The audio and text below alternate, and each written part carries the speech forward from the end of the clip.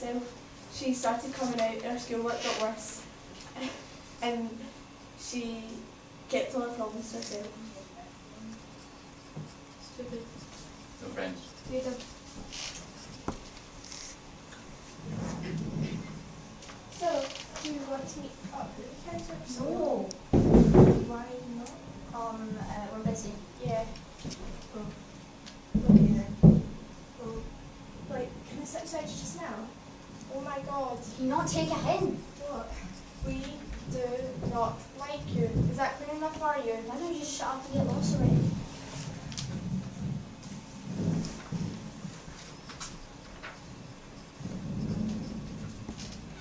I tried to keep a smile on my face, tried to pretend it didn't bother me, waited that Dad would stop.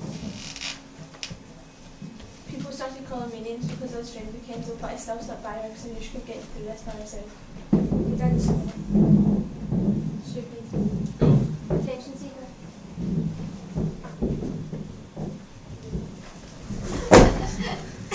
Stop it! Stop it!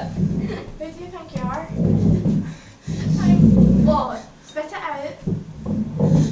I'm sorry! Yeah, well maybe it's not good enough. Do you think you mean something? You're worthless. No one likes you. Useless. Ugly. Stupid. Why don't you just go kill yourself? No one would care. No one would miss you. Whatever. Kylie started to get really to her friends. She told me everything would be alright, but I just couldn't take it. I realised if I stopped talking to her, the bullies would stop on me. Kylie stopped talking to me, and after that I couldn't take it. I had no one. I couldn't tell my parents or the school that I would just make things worse. You know. Go. You know. Text, name calling, getting pushed about, abuse. I couldn't take it. Stupid. Friends.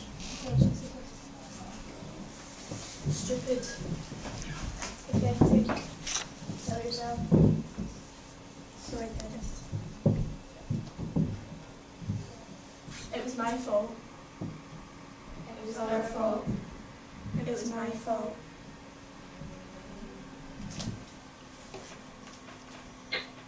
That's it. That's not the whole play though, is it?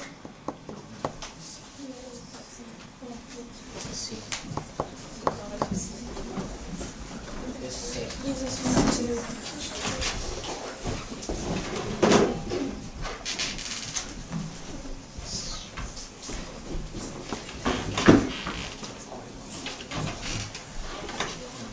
Who's the director of this scene?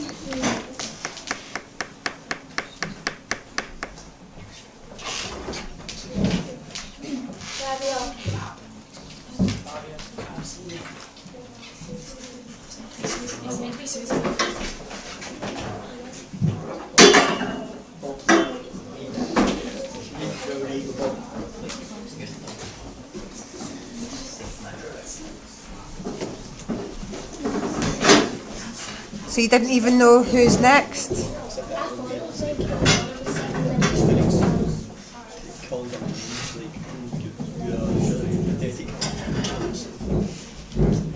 Guys, you shouldn't be talking, but I can understand why, because this is really dull and boring when you've got to wait for a scene change to be as slow as this. Why?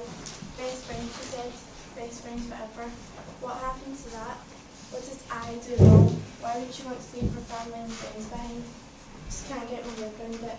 Her life appeared to be perfect. Why wouldn't she talk to me? Why wouldn't she let me help her? We told each other everything. Well, at least I thought we did. I remember the day we made a promise to each other to tell each other everything, to never keep secrets from each other. What happened to that? Why, if only she'd spoken to me, everything could be different. She'd still be here. I remember the day. I remember the last day I saw her. We went out for lunch. Everything was fine. Just never thought it would be the last time I'd see her. Why would she do this to me? I could have helped her through anything. I feel like I have nobody now. She was like a sister to me.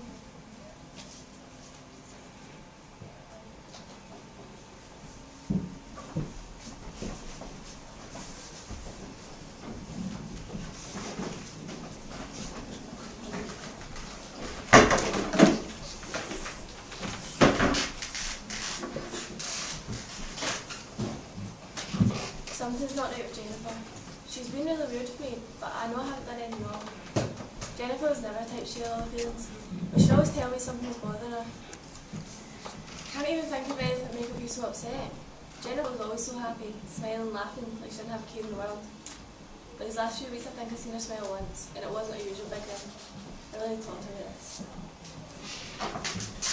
My life's a mess. Everything's just mucked up, and I don't think I can handle it much more.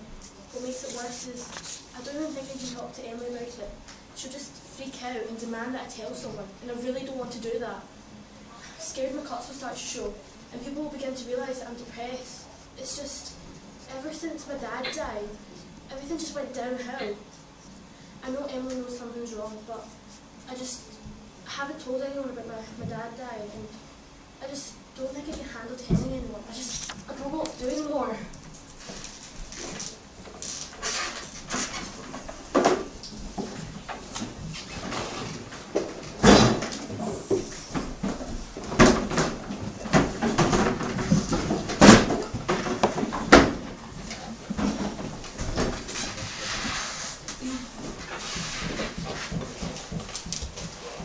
My name is Stephen Larson. I was originally born in the south of Sweden, but as a young boy moved to Glasgow. But that's not important. I'm really here to tell you about my part-time job at Samaritans Suicide Support Group. Now I know what you're thinking. What point of my life must my life gotten so dull and boring that I decided to take on such a depressing topic? To tell you the truth, it all started when my younger brother, well, he tried to commit suicide. But lucky for me and my family, he didn't. One night, at family dinner, I looked over and I saw a huge difference in him. He went from being miserable and sad all the time to happy and successful. It's then I knew I wanted other people to feel like this. That's why I started doing this whole suicide group thing. Well, I know why you're all here, and you know why I'm here. But let's get to know each other. Firstly, what are your names? I'm Dave Cleary. I'm so curious. Who would like to share their story first? Dave, let's start with you. Why should I tell you anything? I don't know you, and you don't know me. You're just looking for quick money, yeah, cheap. People have told me about Dave's temper. Depression-related anger can be a reaction to the perceived hopelessness of a situation or frustration over recurring thoughts of depression. Calm down, David. I know you're upset, but if you didn't want to share your story, why did you come here? I was never any good at school stuff. Didn't go to college, university. When I chucked high school, my dad got an apprenticeship with his work. Then one day, I met this lassie called Susan. Took her out a couple of times, then look where. It was her dream to live somewhere sunny with me, but we didn't have a load of cash. I managed to get a wee small council flat for me and her to go in it. A couple of months later, she was pregnant. On the 15th of July, my wee boy was born. We named him Billy. Susan always had these posh pals talking about posh aims and big weddings, but Susan said she didn't care about that. Deep down, I knew she did. I started to get angry I couldn't give her the life I wanted, so I started drinking a lot. Then one day, I don't know what got into me, but I hit her. I woke up the next morning, her and Billy were gone. I knew I'd never see them ever again, so I just kept drinking. Then one day I tried to drown myself. A friend told me at the time. There, that's my story. And you still have a plan? The suicide screening should include questions that clarify whether the patient has a plan and the means to carry out the plan. The more detailed the plan, especially if the client has access to a weapon or any other means, the more seriously the counsellor should take any threat of suicide. Counsellors should also interview clients about their support systems and any signs of isolation. They should also include a detailed list of friends and relatives to help them get through suicide. However, the signs can be much more subtle. A recent loss, such as a death of a family member or a breakup in a relationship, can include lying. Or a death of loved one might also instill a feeling of hopelessness. Feelings of hopelessness and suicidal thoughts. So, With the presence of any of our signs, counsellors should work with clients to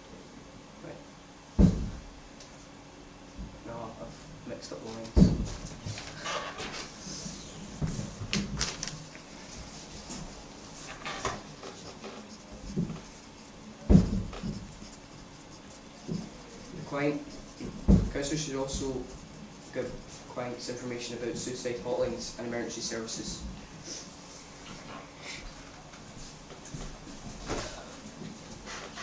My story is quite simple. I'm gay, okay? 100% gay. I've always known it, but when I was younger I tried to hide it by getting girlfriends, hanging out with boys, playing football, rugby, you know, all the manly sports. But I always knew it, so when I finally came out to my parents, it didn't go so well. My dad hasn't talked to me since, and I'm constantly getting into arguments with my mum about it. She wants me to hide who I am, but I just couldn't. In the end, it just came down to it, and I tried to. But my mum stopped me in time, and she put me in this stupid group. Research shows LGBT youth rejected by their families are 8 times more likely to commit suicide, 3 times more likely to get bullied by their peers, and twice as likely to suffer from depression.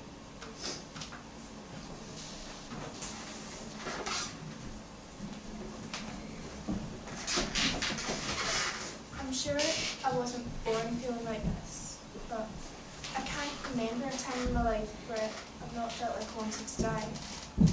I had a younger brother. He died before I was born, accidental drowning. I was told that I would talk like him, and I acted like him, and I began to relate to him. And then I thought, it should be me who dies, not him. When I was 11, I started to hoard pills. My mum would throw away the half-empty bottles, a habit that lasted a lifetime. And then, when I was in high school, I decided to go to the woods, to decide whether I should love or not.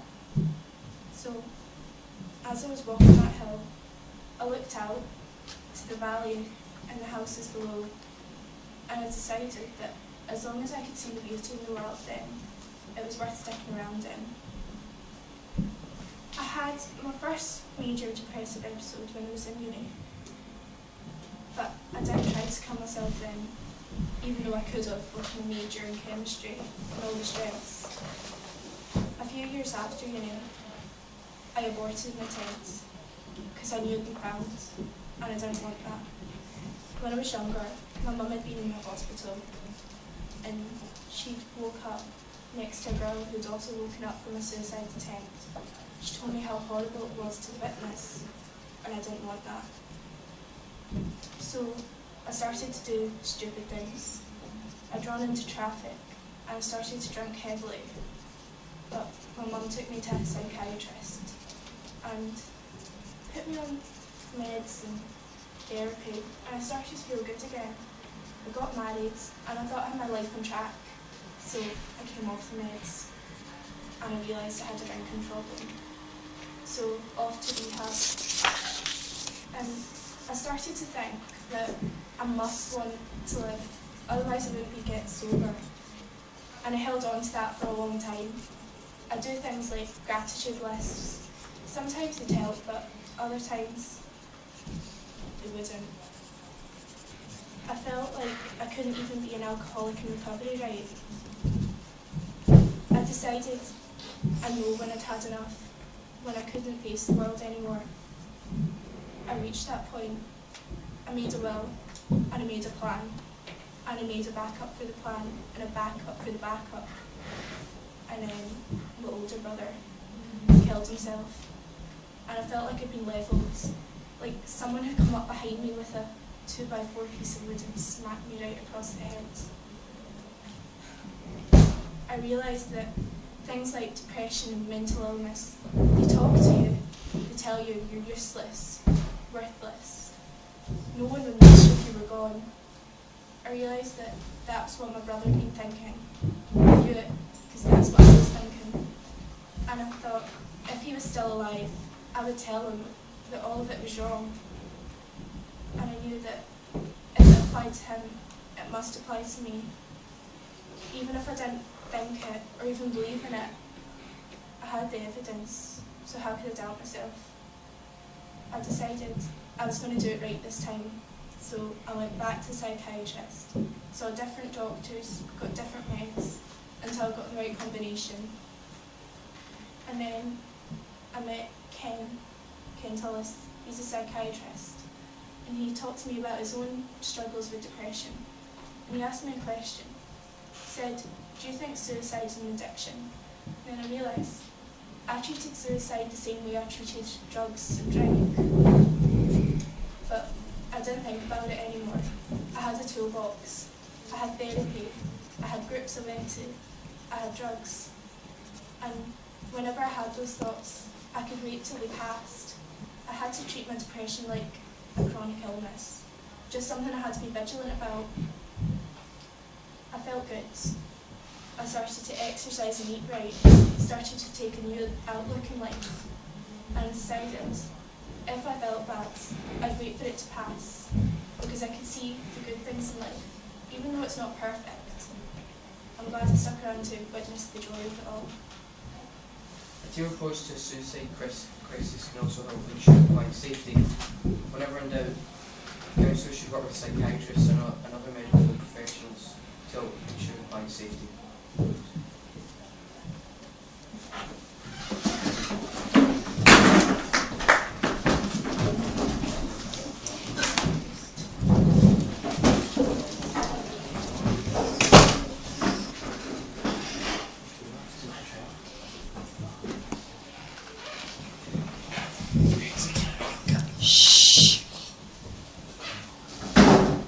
Hello, my name is Dr. Phelps. I'm a psychiatrist.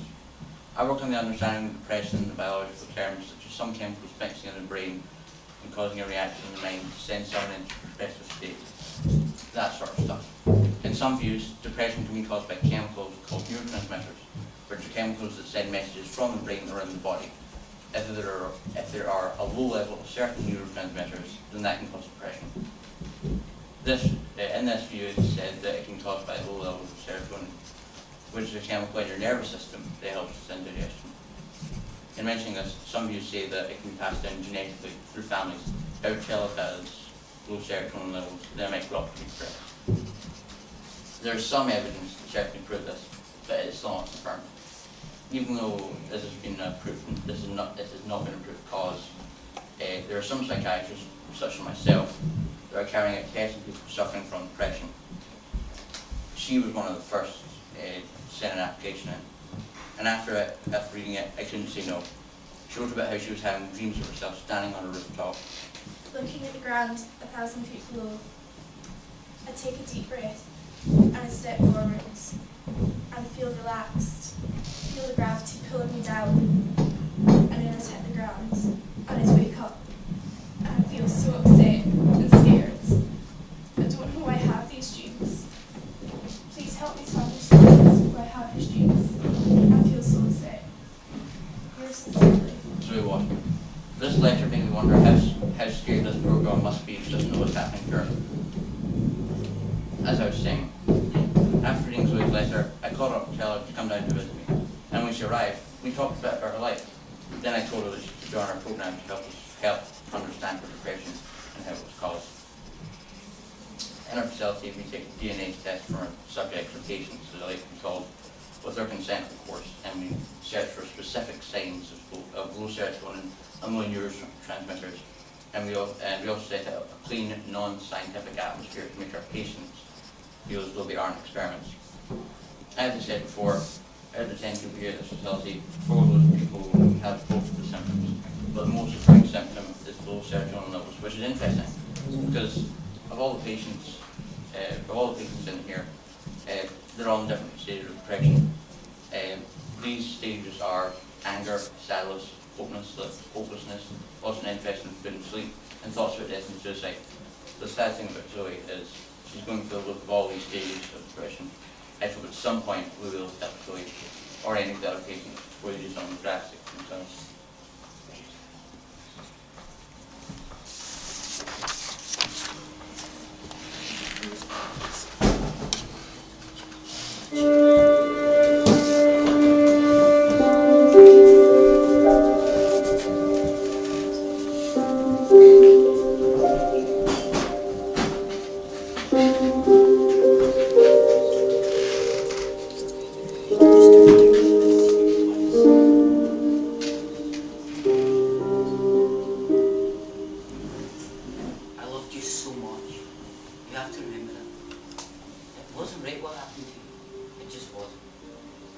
I could trade places with you.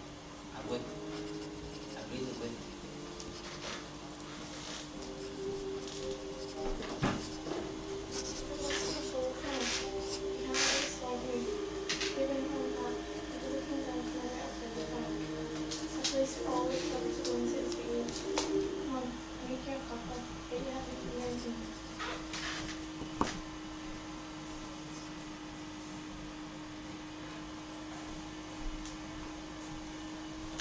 Here, Frank. I really drink it too. You sure you don't want me to stay over and get disagreeing? I'm fine, Susan. Look, I don't want your help. I don't need your help. You're a constant reminder telling me that I'm here and they're not. Now please, leave. I'm sorry, Frank. There's no time in the oven. Please try and eat it. Please. Why don't you give Dr. Phillips a phone? He'll come around and check on you tomorrow. Frank, think about your hair. Please.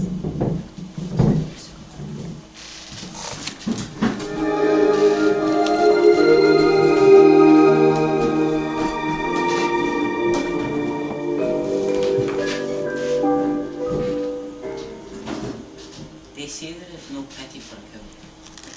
Dry your eyes. Hide your face in your hands. One last breath. Hold it in. Can God save you now? I have always looked at God for guidance. He shows me the way. Religion may preach grace, but that's not its practice. Church is not a museum for the good. It's a hospital for the broken. I know what I must do. No one can stop me. I will be reunited. I will. They're lost inside your memory. You're dragging on. Your heart's been broken as we all go down in history. Well, don't look away from the arms of a bad dream. Sometimes it's better to be lost than to be seen. I don't feel scared. It's not a haunted. Another moment trapped in time, and I'm still not with them. Don't look away from the arms of a moment. Don't look away from the arms of love. Don't look away from the arms of a moment. Not all has to end like this.